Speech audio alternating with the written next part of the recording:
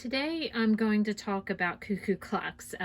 As you may have been watching our videos, you may have heard our cuckoo clocks going off in the background. We have quite a few.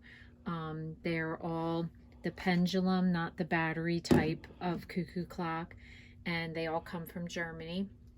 And today I am going to talk about oiling your clock.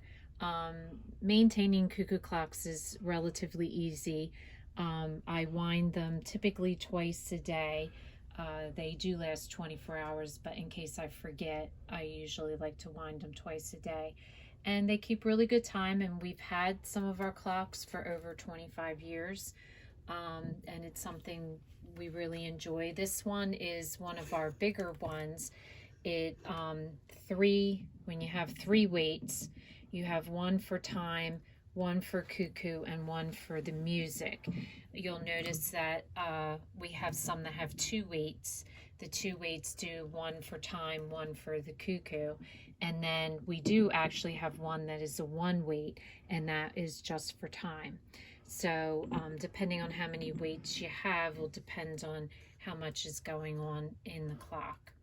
So after having these clocks for a while, one thing we've come to realize is they do stop working, and we weren't really sure why that was, if something had broken in them. And what we came to find out was the main cause for a lot of the cuckoo clocks to stop working is they need to be oiled.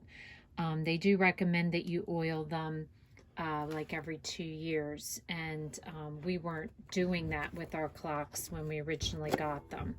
So today I'm going to show you what it means to oil a clock, and it's something that I'm going to be doing now every 2 years. This clock basically started to slow down, and eventually, like, the pendulum would stop moving. We have another clock that I couldn't keep running because the pendulum would stop working, and what we realized was they needed to be oiled. So basically what you need, and this costs like $10, I bought it on Amazon, is 100% synthetic clock oil, and it comes with these long tips so that you can really get in there to oil your clock. So what you want to do is put a drop of oil on every one of these little holes that you see. This is a gear point, and so each one of these that you see needs to have a drop of oil in them. So you'll notice they're around, and so what you do is you put the drop of oil and you go around that hole with the tip. And so each of those little holes that you see, you're going to want to put some oil. So we're going to put our long tip on. And you're going to squeeze the oil till you get a drop. So see, there's a drop of oil there. And so you're going to put the tip in, and you're going to run it around the gear and do that on each one of them.